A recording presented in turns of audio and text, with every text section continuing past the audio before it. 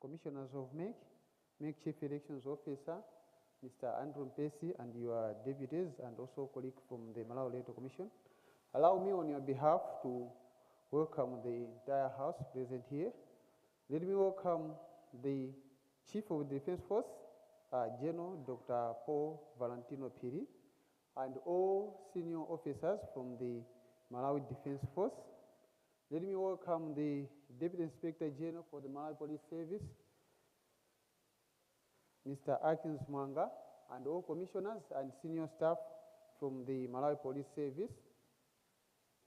Heads of diplomatic missions are accredited to Malawi, and also all heads of observer missions present here.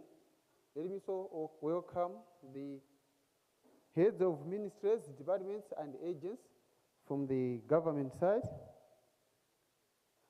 Let me also welcome the members of the civil society organizations and all accredited observers present here, and also representatives of all political parties that are here. And in a special way, let me welcome all members of the press. This morning, the Commission is here to give an update regarding the tallying and the transmission of results of the election that took place yesterday. So I'll be inviting the chairperson of the Malawi Electoral Commission to give us the statement from the Malawi Electoral Commission, first in English, thereafter in Chichewa. Honorable Chairperson.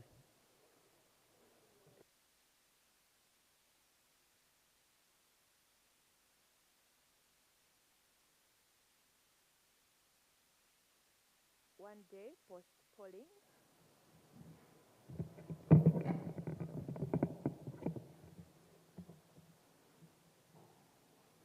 This morning, the Commission is here to give an update regarding the results tallying process, explain in simple terms the electoral process for determining a winner in the presidential election and winners in the parliamentary and local government elections, and the expectations from the conduct of the contestants in the period when results are being compiled.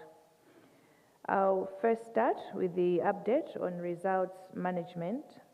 At this stage, results from polling stations across the country are being collected, and the forms are being physically transmitted to the constituency tally centers in all councils. The electronic transmission will commence at the constituency tally centers as earlier indicated. As at 11 a.m. this morning, this is the status of retrieving results from polling stations to the constituency tally centers. Chitipa District completed, Karonga District in progress, Karonga Town in progress, Rumpi District in progress, Zimba District in progress, Zuzu City completed, Nkadabe District in progress, Likoma District in progress, Nkhotakota in progress, Kasungu District in progress, Kasungu Municipality in progress, Nchisi in progress, Dowa in progress, Salima completed, Nchinji in progress, Lilongwe District in progress, Lilongwe City completed, Dedza in progress, Nchewu in progress, Mangochi District completed, Mangochi Town completed, Balaka completed, Machinga completed, Zomba District in progress, Zomba City in progress, Shiladzulu completed, Palombe completed, Mulanje in progress, Blantyre District in progress, Blantyre City in progress, Neno completed, Mwanza in progress, Cholo in progress, Luchenza completed, Chikwawa in progress, and Nsanje in progress. As the results continue to be compiled and verified, the Commission is calling upon all contestants, their supporters, and indeed the general public to remain patient and calm. The period of results processing is often highly sensitive, and the conduct of candidates plays a crucial role in maintaining peace and confidence in the process. Candidates are therefore being urged to respect the procedures, avoid making premature claims of victory, and to wait for the official announcement of results from the Commission.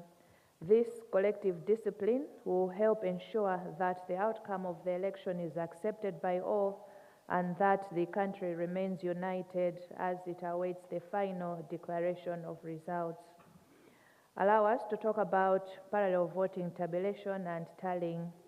Ladies and gentlemen, whilst various stakeholders are free to conduct their own parallel tallying, the Commission continues to urge for discipline and meticulousness in their work. Elections are serious business and stakeholders should refrain from throwing into the public domain crude and rudimentary calculations.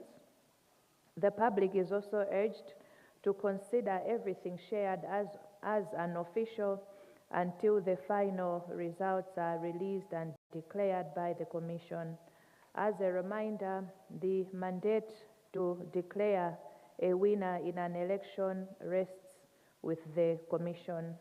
It will be the results of the Commission that will determine who is declared a winner in all the 3 elections. Allow us to unpack the process for determining a winner in the presidential election.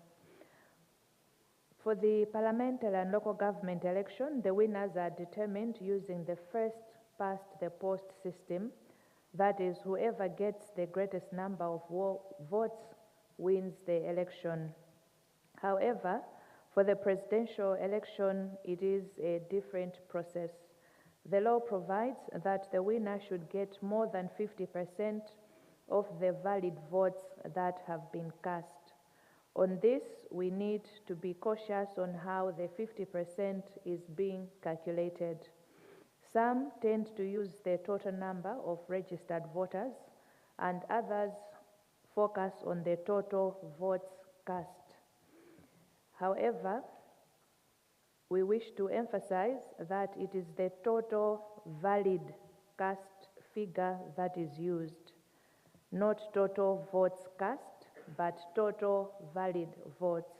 In other words, for one to win the presidential election, the number 1 candidate should amass more votes than the sum of the rest of the 16 candidates. In terms of the period for declaration of winners, in accordance with Section 99 of the Presidential, Parliamentary and Local Government Elections Act, the Commission shall announce the results of the presidential election within 8 days, for the parliamentary election within 14 days, and for the local government election within 21 days from the closure of polling, that is yesterday, 16 September. These timelines have been designed to ensure that the Commission has adequate time to verify, audit, and authenticate all results before they are made official. We are therefore strongly urging the public to exercise patience and to wait for the Commission to release the official and credible results once all procedural processes have been completed and comply in full compliance of the law. The Commission will not hurry the results management process just because some political party leaders and candidates are piling pressure for the release of the results. Each and every vote counts and will be subject to due process to ensure its validity and credibility. Talking about security during the results processing period, we wish to emphasize that security during this crucial period of results counting and transmission remains very tight and well coordinated. The Commission is working closely with the Malawi Police Service and the Malawi Defense Force and other security agencies to ensure that all tallying centers across the country are safe, secure, and operating without interruption. We are aware that emotions can run high as the nation eagerly awaits the outcome of the election. However, allow us to make this very clear. Any individual or group that attempts to perpetrate violence, intimidate officials, or disrupt the smooth counting and transmission of results will be dealt with firmly and swiftly in accordance with the law. Security officers have been deployed in sufficient numbers, and both the police and the defense force are on high alert to respond to any threats. We are urging all political parties, candidates, and their supporters to exercise restraint, patience, and to respect the due processes. The security measures in place are not only to protect the integrity of the vote, but also to safeguard the rights of every Malawian. Together, let us ensure that peace prevails as we await the final outcome.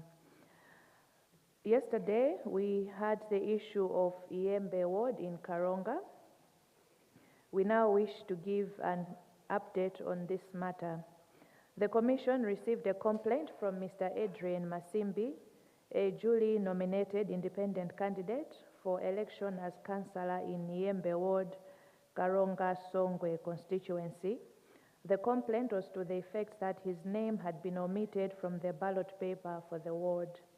The Commission was further informed by the constituency returning officer and has indeed confirmed that Ms. Margaret Mwakalinga, a candidate for Muvi wa Chirungamo Revolutionary Party, was also omitted, despite having been duly nominated.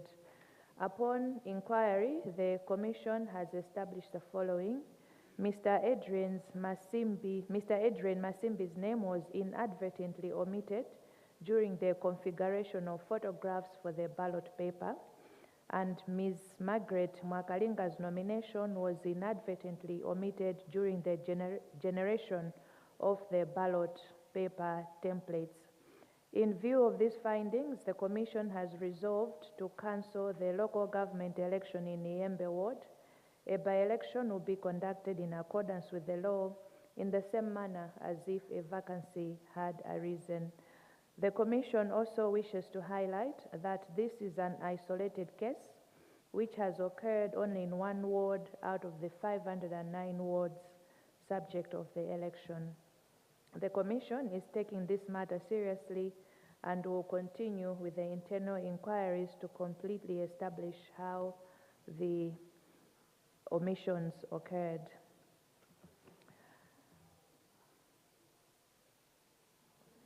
Ladies and gentlemen, allow us now to make an appeal for peace and calm. During this waiting period, we are appealing for peace and calm across the country. Elections are a competition, but at the heart of this process is the unity and stability of our nation. Let us remember that Malawi is bigger than individual ambitions, and as such, we must guard our peace jealously as we await the official results of the Commission and afterwards. We wish to remind all political parties, candidates, and their supporters that they should not overstep the Commission's authority and make incorrect claims or false claims of being in the knowledge of the results before they are officially announced. As we work on the results determination, the Commission would like to make the following specific appeals. Political leaders should refrain from stirring public pressure against the Commission to release the results without considering the due process.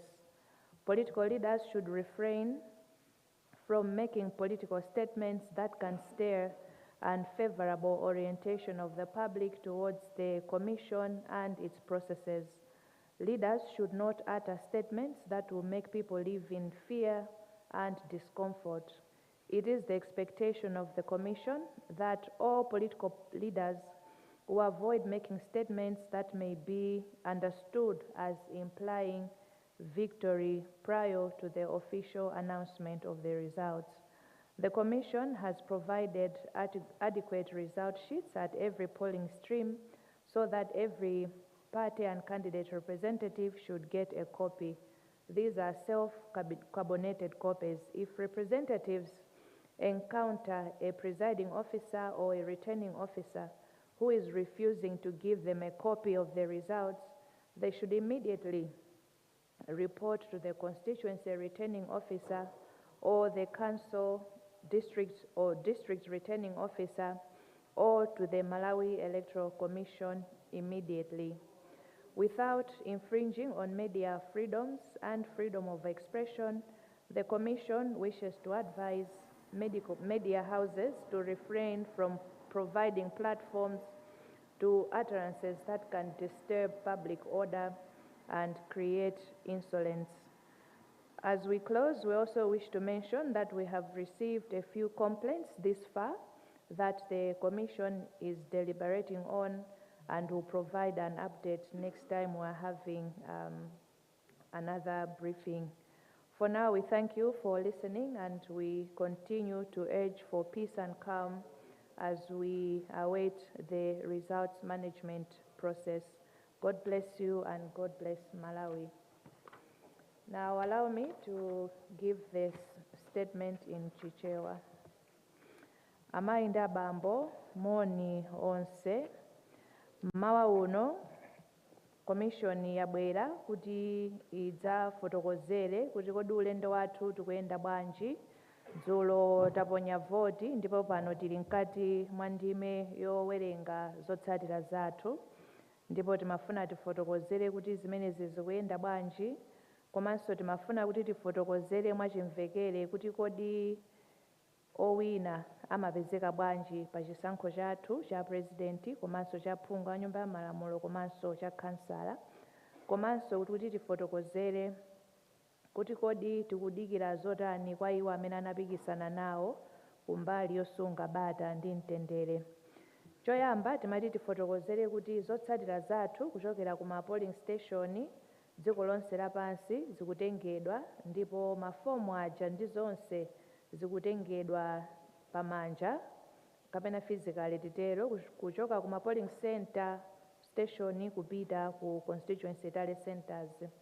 Komanso zotsatira zathu zimene zikuyenda pa makina ziyambika pa constituency tally center.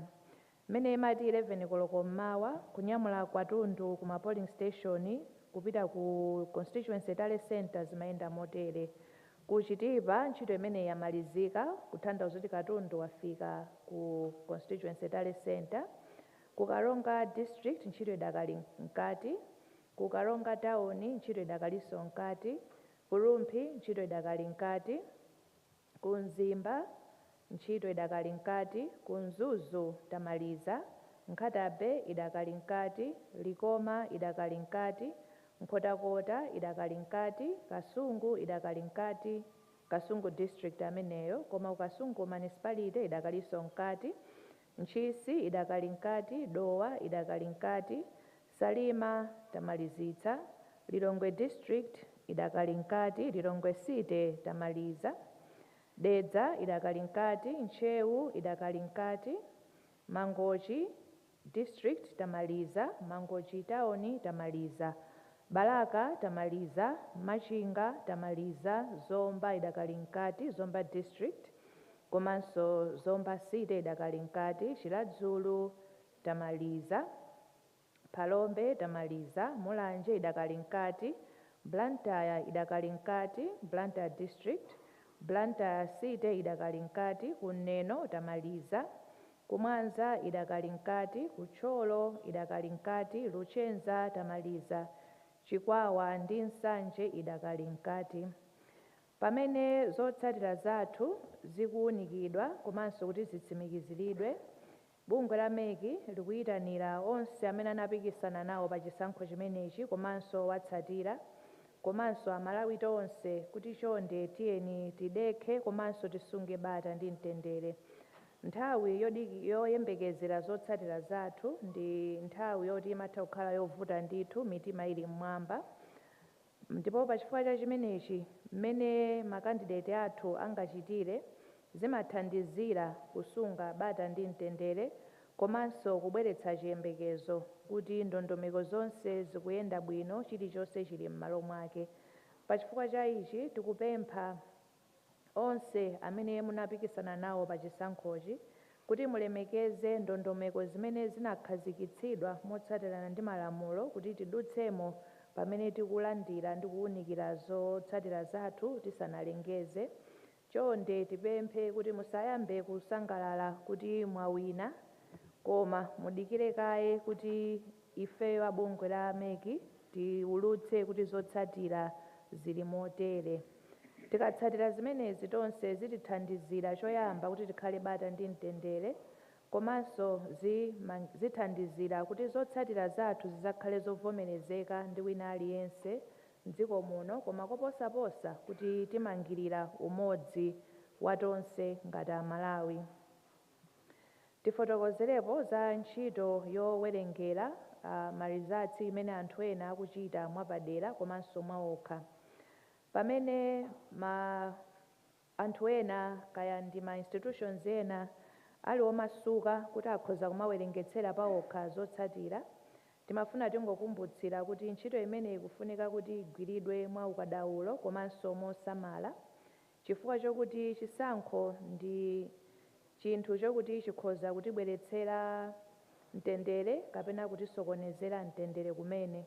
Ndiye mukamaonkhetsera masamu anu marizatsi amene mwapeza, chonde tichite mosamala, tisapange zinthu mofulumira, komanso tipemphe Amalawi wonse kuti tikamaona marizatsi amene akuperekedwa ndi anthu ena tikumbukire kuti zimenezi sizotsatira zenizeni zimene zikuchokera ku bungwe la meki.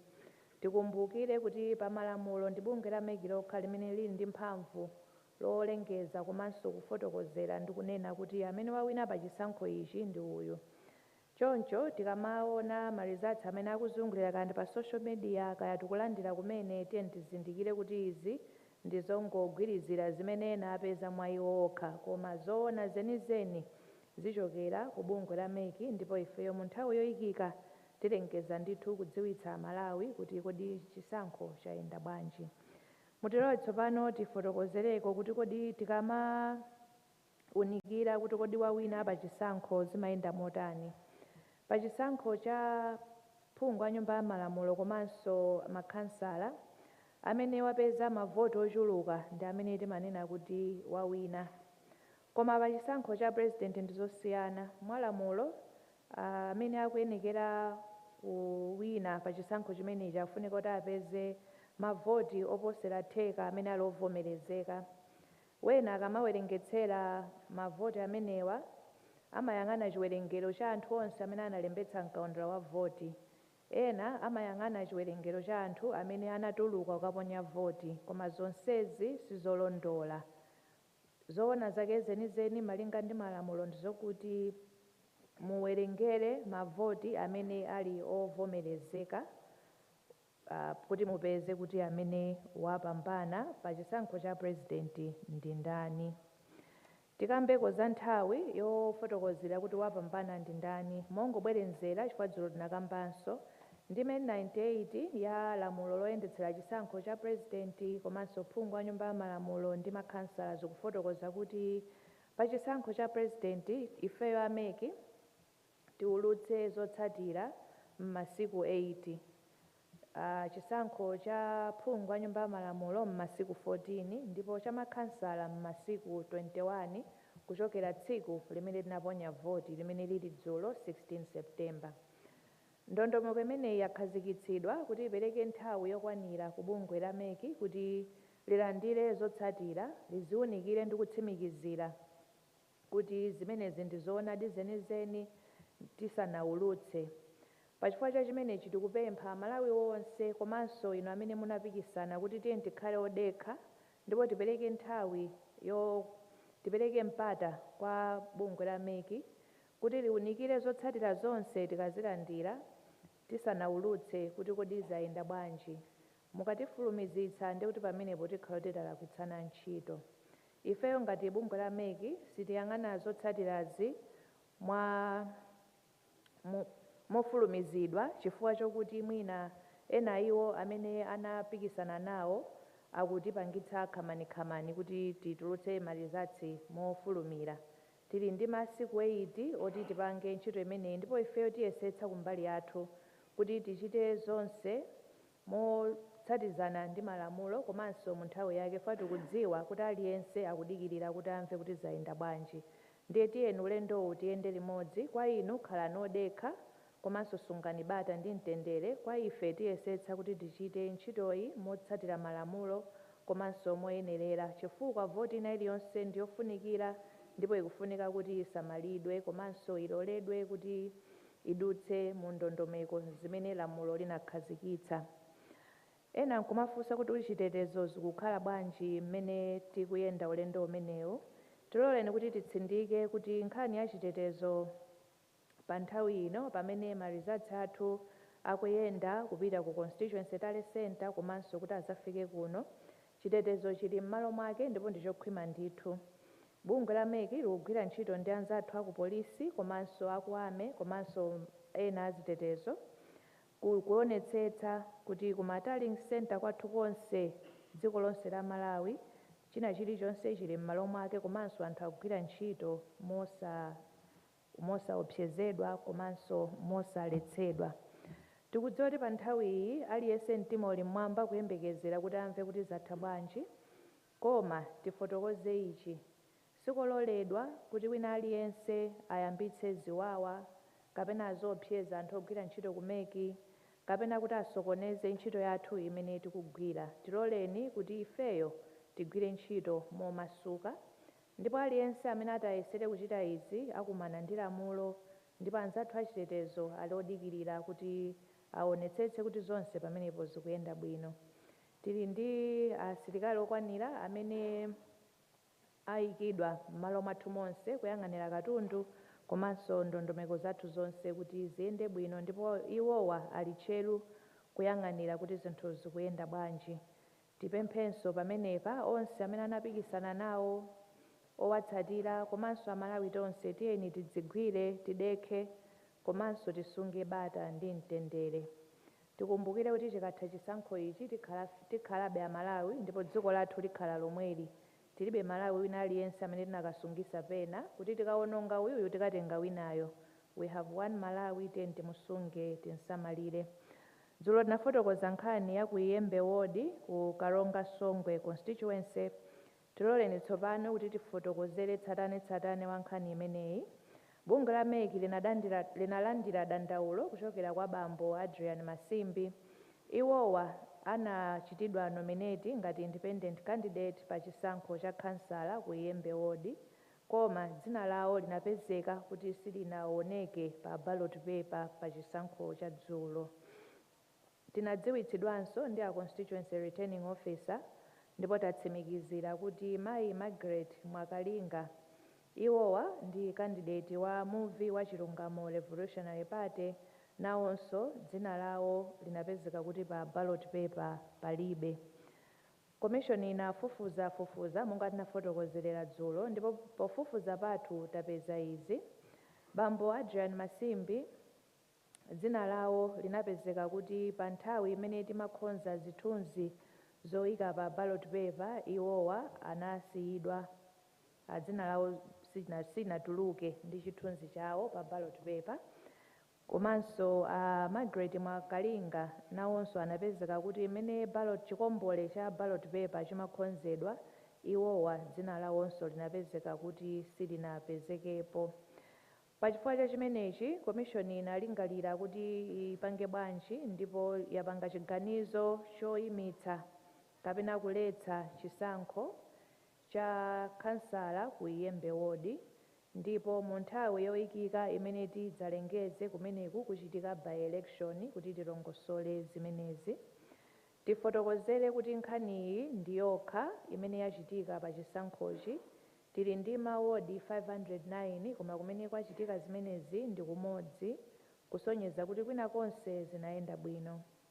Ndipo commission nkhaniyi yayitengera ndithu kuti ndi ya serious, ndipo tikufufuzabe kuti tionetsetse bwinobwino kuti kodi zimenezi zinatheka bwanji. Tiloleni tsopano kuti tipemphe mtundu wonse wa Malawi kuti pamene tikudikira zotsatira, chonde tiyeni tisunge bata ndi mtendere tonse amene osati azipani okha, osati makandidate okha, koma Malawi wina aliyense. Chisankho ndi mpikisano, koma tikayamaliza zonse tikumbukire kuti chofunikira kwambiri ndi umodzi komanso bata ndi mtendere mu dziko mwathu muno. Tikumbukire makamaka kwa ife amene timapikisana nawo, tikumbukire kuti Malawi ndi wamkulu kuposa ife ndi zokhumba zathu. Choncho tiyeni tonse titengepo gawo ndi mbali kusunga bata ndi mtendere pamene tikudikirira zotsatira zathu pamene zidzaulutsidwe komanso kupita kuchitsogolo. Tikumbutsire makamaka inu anzathu azipani makandideti ndokutsatirani kuti chonde tiyeni tilemekeze ntchito ya Malawi Electoral Commission pamene tikugwira ntchito yoyang'anira zotsatira zathu, komanso tiyeni tisapezeke kuti ifeyo tikufotokoza kuti tapambana pamene sitinatero. Tiyeni tidikire kuti malizatsi athu afike bwino. Koposaposa tikuyembekezera izi kwa anzathu azipani. Choyamba tikupempha kuti inuyo musakhale patsogolo kuyambitsa ziwawa kapena musakhalenso patsogolo kuyamba kumafuna kuti mutipanikize ife ngati ameki kuti titulutse zotsatira pamene tisanakonzeke kutero. Komanso tikupempheni koposaposa kuti musayambitse ziwawa mu dziko muno ndi mmene mukuyankhulira. Tonse tikudziwa kuti mawu ali ndi mphamvu. Mmene mmayankhulira kapena mmene mungayankhulire zitisungira bata kapena zitibweretsera ziwawa. Chonde lankhulani ngati anthu okuti tonse ndife Amalawi, musapangitse anthu kuti akhale ndi mantha kapena akhale ndi chikayiko kuti kodi zinthu ziziyenda bwanji. Ifeyo chiyembekezo chathu kwa inu nonse ndikuti muyankhula moyenerera komanso momangirira, komanso simufotokozera kuti mwawina pamene ife sitinafotokozere motero. Tikumbutsirenso kuti ife abungwe la meki takonza ma result sheet okwanira. Paja ndondomeko yathu ndiyo kuti monitor wina aliyense alandire kope akamalizira ntchito, presiding officer kaya returning officer akamalizira ntchito yawo yowerengera kapena yowonkhetsera. Ngati monitor wakanizidwa kuti sanapatsidwe kope ndi ufulu wanu kupempha kukumbutsira kuti akupatseni, koma tipemphe kuti tichite choncho mwaulemu. Ngati sanakupatseni kope chonde chitani ripoti mwansanga kwa constituency returning officer kapena kwa district returning officer kapena ku commission kumene, chifukwa chokuti ndi ufulu wanu ngati mamonita kuti mulandire kope ya ma results pa polling station, pa constituency tale center komanso ku district tale center. Pamene tikukamba izi timafuna tikambenso ndi anzathu amene mmagwira ntchito zowulutsa mawu komanso mwina amene mmatha kulemba pa masamba amchezo kuti pamene muli ndi ufulu otha kulemba muli monse kuyankhula muli monse, tipemphe kuti inuyo musakhale patsogolo kuyankhula zinthu zoti zitichotsera mtendere, komanso musalole anthu ena kugwiritsa ntchito nyumba zanu kapena mapeji anu kuyankhula zinthu zimene zingatichotsere bata ndi mtendere m'dziko mwathu muno. Chomaliza tifotokoze kuti talandira madandaulo angapo ndipo tikuwawunikira. Tikamaza fotokozanso mmene tikuyendera tizafotokoza kuti madandaulo nalandira ndi otani ndipo talongosola motani. Zikomo kwambiri chifukwa chakumvetsera kwanu. Ambuye akudalitseni.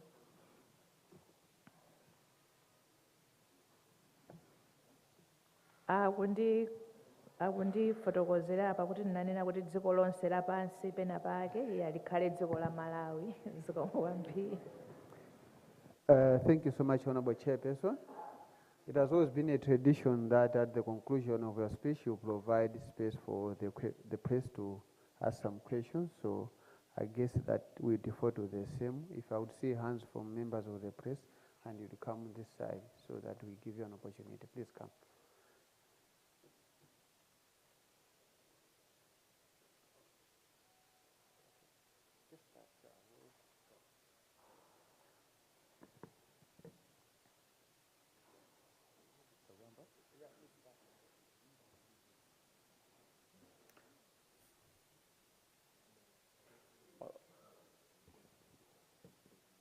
Achaya ine dzina langa ndine Alex Banda ndimagwira ntchito ku Zodiac.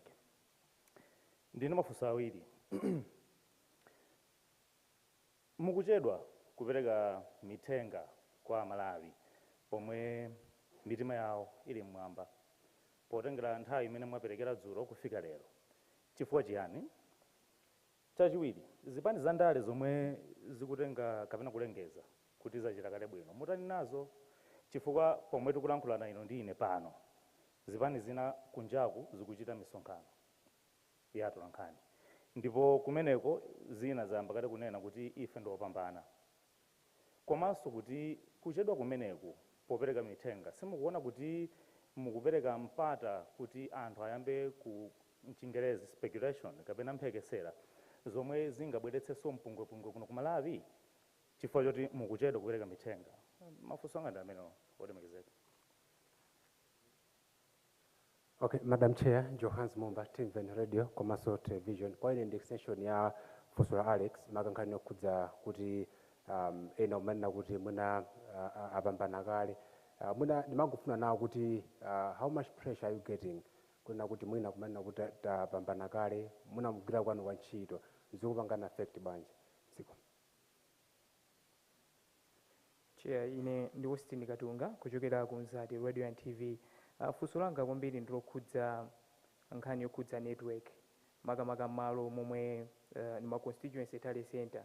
Ngati mwachitsanzo mmawa uno tinayenderako ndithu malo angapo ma constituency tale center, ngati nafika pa Chiwoko yomwe ndithu ndi dera la Lilongwe Masintha, kumeneku ndithu tapeza kuti by 10:30 ma polling station amene anali nawo ndithu anali okwana 15 onse ndithu analata tsiriza kubwera ndithu kumalo kumene kuti auzasiya malizatsi yawo. Komano malingana ndi akuluakulu kumeneku amati ndithu apanga process ndithu malo amodzi okha chifukwa cha nkhani yokhudza network. Nkhani imeneyi ya network chikuvuta kwenikweni mchani, komanso mukhale mukonza mwamsanga nkhani imeneyi mutani kutengeranso kuti masiku akutsendera momwe mwakambira mucha kuti nkhani yolengeza masiku 8, 14 komanso 21 ngati bungwe mukhale mukuchitapo zotani pa nkhani ya network. Zikomo.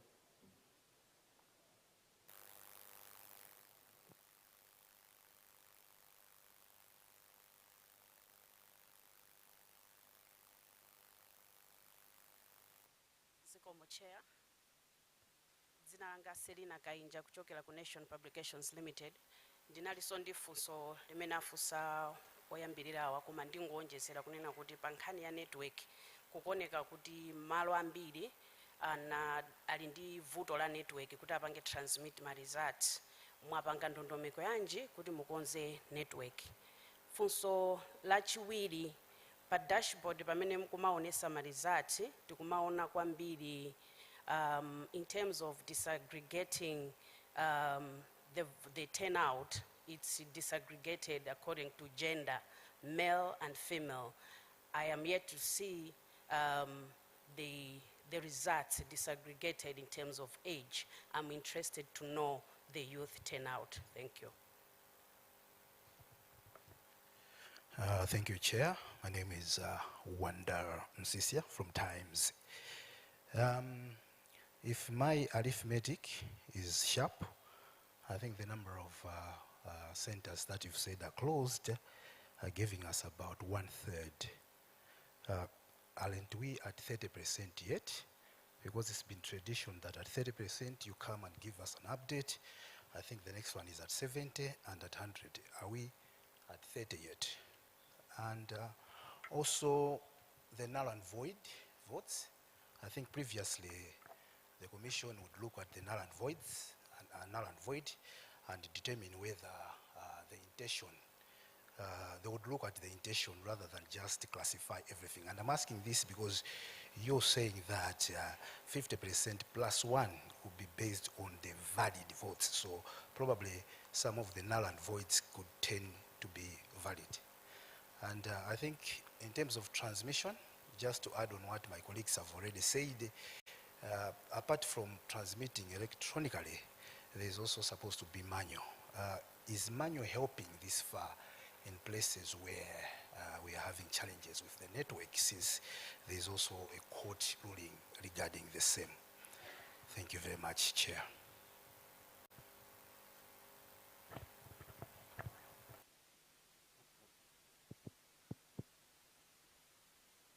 Madam Chair. Is it working? Madam Chair, my name is Augustine Umlomole from Mlimi Radio. You've indicated clearly in your statement that electoral stakeholders are at liberty to set up parallel tariff centers.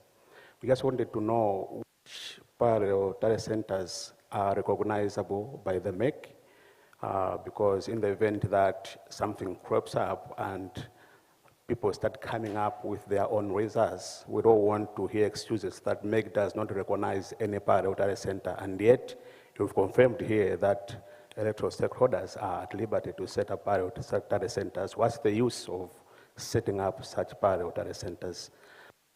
Secondly, Chair, I just wanted to know at what point the political party representatives consulted before the transmission of results are done officially at the main tally center, if at all these political party representatives are consulted, or does the MEC only rely on the MEC commissioners for such vetting process? Lastly, it's just a rejoinder, Chair, that the 21 days that you've stated as legally recognizable by the MEC will not be taken as an excuse to prolong the process of announcing the electoral results. We're just very hopeful for that. Thank you very much, Chair. Madam Chair, I'm Ruth from Angaliba Television. My question, what safeguards are being put in place to prevent tampering ballots or election equipment? Thank you.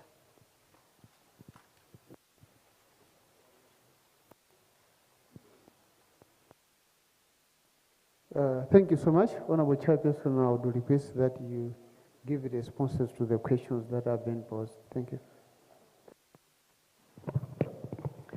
Thank you, Sangwani. Ndithokoze nyumba yonse chifukwa cha mafunso amene abwera. Ena magamba zofanana ndemu ndilola kuti ndiyaphatikize poyankha kwathu. Pali nkhani yokuti tikuchita delay in updating the nation. Zimenezi sizibweretsa speculation. Ifeyo pokhonza ndondomeko zathu tinayika time frames within which will come to the nation kuzapereka ma-update. Ngati the view is kuti mwina tikuchedwa, let me just say the commission will take that under advisement as we are going forward in our processes. We will take that proposal, I'll call it a proposal, in terms of our future conduct.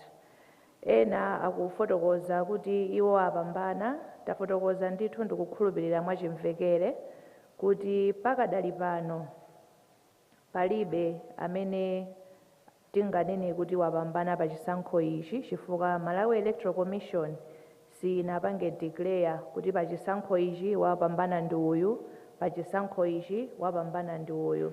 Ndipo titsindike uthenga wathu kwa zipani zonse, makandidate onse kaya ndi achipani komanso ma independent, kuti ma results amene muli nawo they are unofficial results. Pachifukwa cha chimenechi simunganene kuti mwapambana.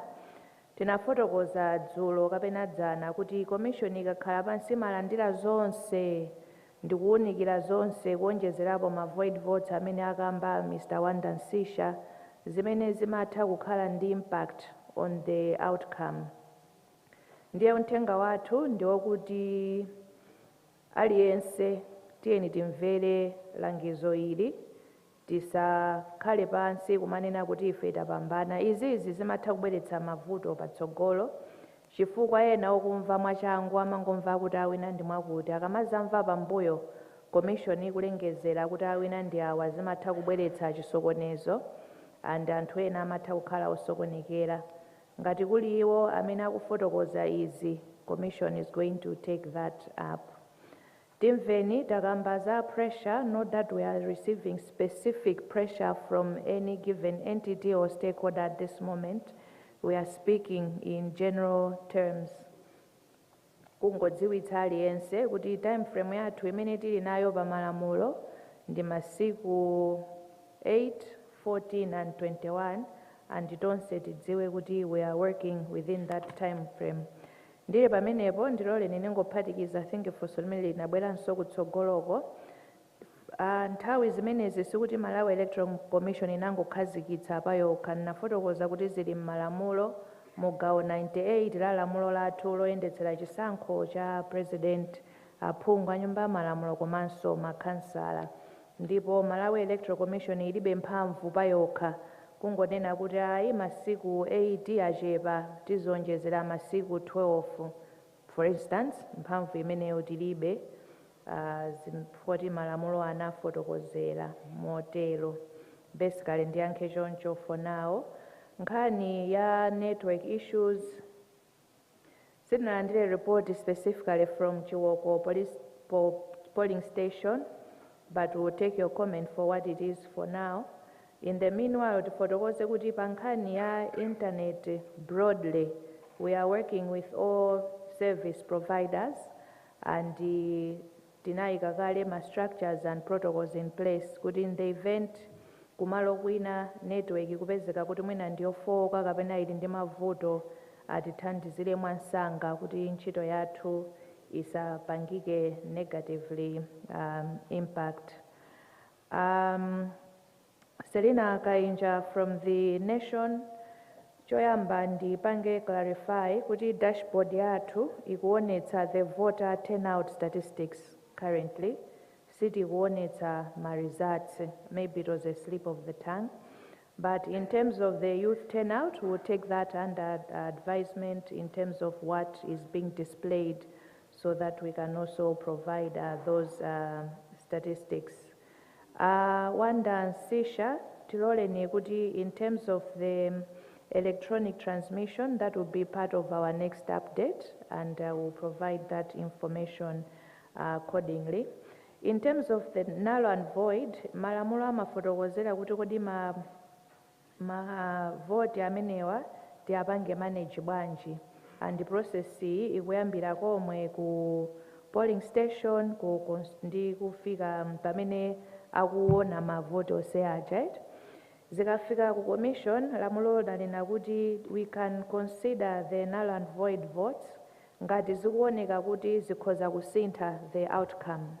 So tiyerekeze kuti inuyo Wanda Sisha muli ndi mavoti 200,000, Brian Banda ali ndi mavoti 500,000. Ngasi ndikunena kuti Brian Banda kuhosani. Ndiye mavoid vote athu alipo 10. Olo tawerengera mavoid vote iwo ndikuwatenga onsewo ndikukupatsani, it will not change the outcome. So the commission has been given that power to consider ngati pakuoneka kuti pakhala impact, then we need to look at them and see kuti kodi zili modani. But if there's not going to be any impact, then we are not going to consider them in that manner. And Dulamoyo munafusa kuti ma parallel voter tabulation as of now, imene tikudziwa there's the election situation room imene ikupangidwa manage ndi NICE and a coalition of other institutions within that. But having said that, we are not saying ena asapange. Ngati mukupanga, just know that the mandate to declare official results remains with the Malawi Electoral Commission. Ma monitors ngati mwakhala mukutsatira bwino kufotokozera kwathu komanso you understand our legal framework, ma monitors are part of the process kuyambira komwe kuja ku registration, ma transfers, voter inspection komanso ku polling processes ndi results management. However, monitors do not have power to determine results. The commission does not have to ask my monitors kudaba mukuona bwanji. That power is vested in the commissioners of the Malawi Electoral Commission. Ma monitors ntchito yawo ndikuonerera kuti kodi ntchito yoyenda bwanji, is there compliance with the law. We unpacked yesterday kuti kodi ntchito ya ma monitors ndiyotani, but certainly they have no power in the determination of the results. Ma safeguard amene alipo, we had indicated ndibwerezanso kuti tili ndi ma security protocols osiyanasiyana amene takhazikitsa within ndondomeko zathu zonse kuti tionetsetse kuti china chilichonse is safeguarded. So mukaganizira, when you process or you reflect on all our activities, you will see kuti timakhala kuti tapanga embed the security protocols to ensure kuti tikusamalira, if it's just the physical security, ndiye kuti talongosola bwinobwino kuti chonse chikhale m'malo mwake, but also even the inherent security protocols within those processes. Ndiyankhe motero, zikomo kwambiri.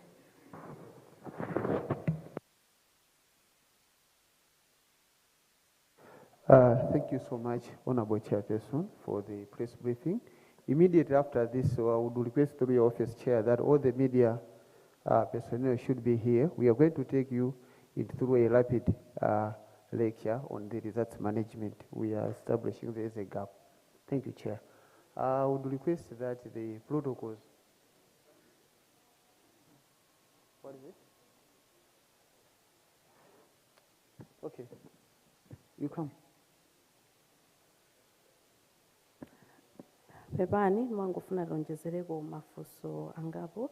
Ine ndi Leah Malingano kuchokera ku Times. Ndimafuna ndingopanga amplify funso lina limene anafunsa anzanga Wanda Msisha. Mwatifotokozerako za madera amene amalizika kuwerengera zotsatira.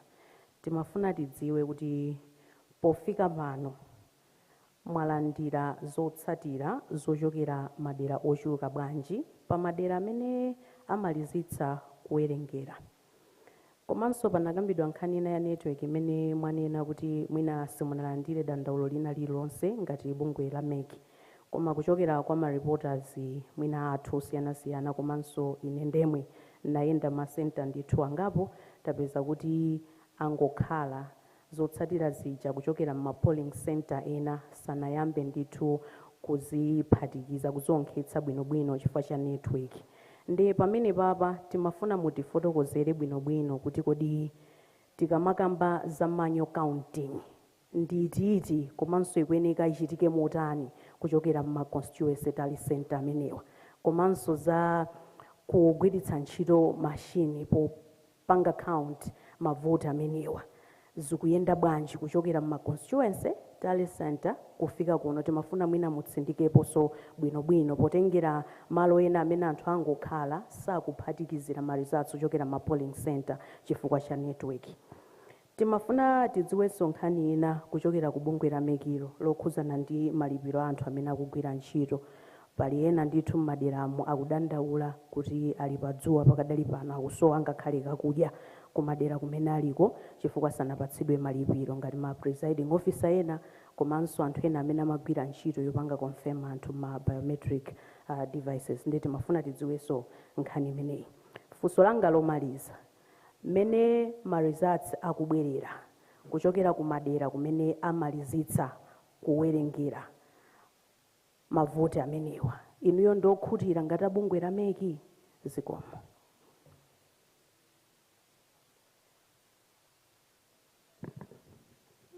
Honorable Chair, I will revert to you for the response and concluding remarks.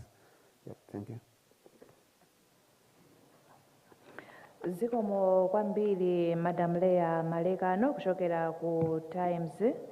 Choyamba mwafunsa kuti tapereka update ya makina mene akutumizira. Ndibwerezenso kuti the update mene manena kuti in progress completed ndi physical retrieval. Ngati mwanamvetsera bwinobwino nanena kuti pofika 11 o'clock physical retrieval kuchoka kuma polling station kufika ku constituency tally center zikuyenda motere, kusonyeza kuti update ndapereka ija is not about the electronic results transmission, koma kuti kodi katundu kunyamula kuchoka pa polling station kupita ku constituency tally center zikuyenda bwanji. Ndiloleni kuti ndipange connect ndi the manual and the electronic process monga mwafunsira kuti ndikupangire unpack mundilola kuti for purposes of this briefing, I will give a very high summary. Koma monga wafotokozera Sangwani or media muli pano, you are going to be taken through a quick, allow me to call it lecture on our results management framework, kuti tonse tiyende limodzi.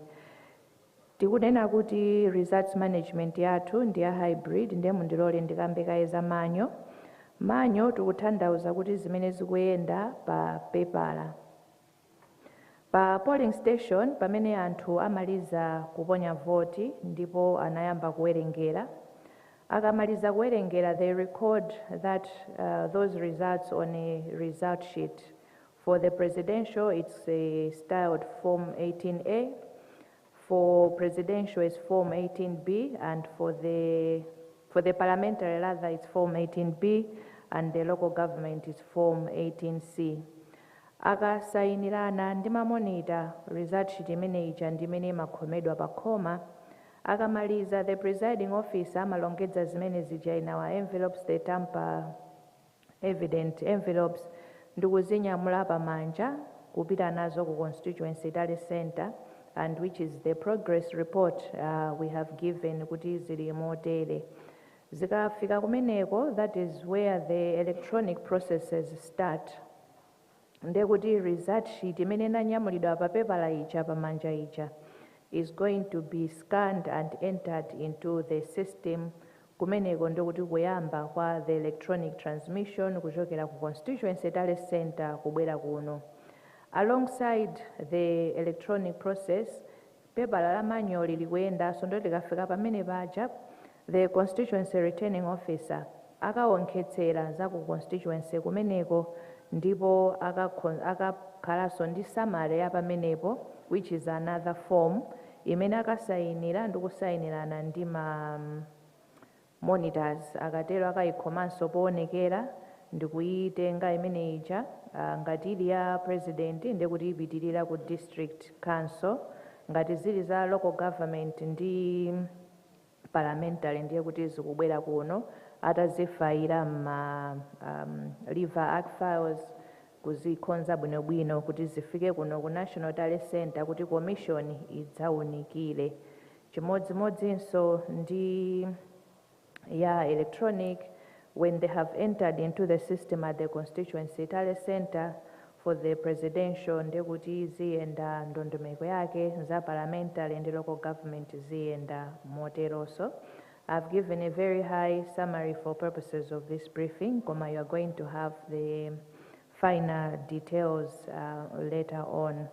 Internet connectivity monga nafotokozerera kuti tamvetsetsa kufotokoza kuti pa Chiwoko polling station kunali challenges, and indeed your reporters on the ground mafotokoza kuti ali ndi maripoti ena.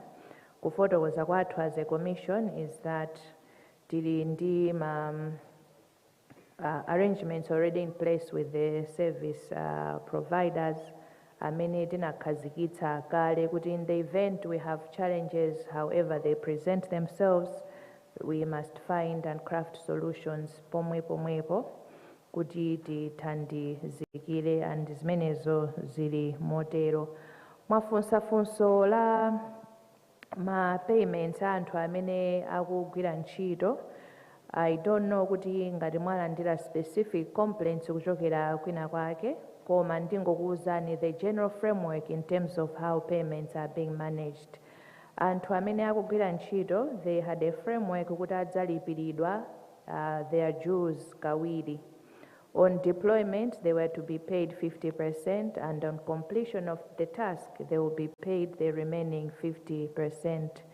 Iwo amene sanalipiridwe, there is a formal way of addressing those complaints kuti atithandizire ifeyo and as a commission through the secretariat kuti adziwe kuti ngati pali ena mwina ndalama zawo sizinalowe ku banki because they are paid through their bank accounts. So if there have been challenges in transmitting of their money kupita kwa account kwawo, atifotokozere kuti tidziwe kuti vuto ndilotani, and secretariat can find a solution. For now, ndikuyankheni motero. Mwafunsa kuti kodi tili okhutira ndi katundu wathu umene wayendera ngati ndinalimva bwino funsolo. Monga tafotokozerera, this is a work in progress. Kwina katundu akwanitsa kunyamula ku polling station kukafika ku constituency tale center, ena sizinafike. Tikunena pano ndiye kuti ntchito ilipo. Tikakamba nkhani ya retrieval, we also have to think of different factors. Choyambirira ndiyo kuti we don't have a uniform time pamene akunyamuka ku polling station upita ku constituency tale center. Tikakumbukira monga nafotokozera dzulo, nthawi yotseka ma polling station enali osiyanasiyana. Aliyense akamaliza ntchito yawo pamenepo ndi pamene amanyamuka kumapita ku constituency tale center. Tinafotokozanso dzulo kuti mayendedwe ena azinyamula katundu wa ma polling station angapo, because that was the logistical arrangement in place, kuti akafike ku constituency tale center. This far, ntchitoyo ikuyenda bwino. If there are any issues arising, we are dealing with them as and when they arise. Zikomo kwambiri. Mundilole amayi ndi abambo kuti ndikuthokozeni m'malo mwa bungwe la Malawi Electoral Commission kumvetsera kwanu update imene tinali nayo komanso mafunso amene mwafunsa. Monga afotokozerera Bwana Sangwani, kukhala nthawi ya maphunziro kwa anzathu atolankhani kuti tipange unpack kuti kodi ma results management yathu ikuyenda motani. Ndipitirire kupempha m'malo mwa bungwe la Malawi Electoral Commission kuti tiye tonse tidekhe tisunge bata ndi mtendere pamene tikudutsa tsopano mu ndondomeko zathu zolandira ma results athu ndi kuwaunikira pamene kuti tithe kufotokozerera mtundu wa Malawi kuti chisankho chathu chayenda bwanji ndipo amene apambana ndi ati. Zikomo kwambiri, Ambuye akudalitseni.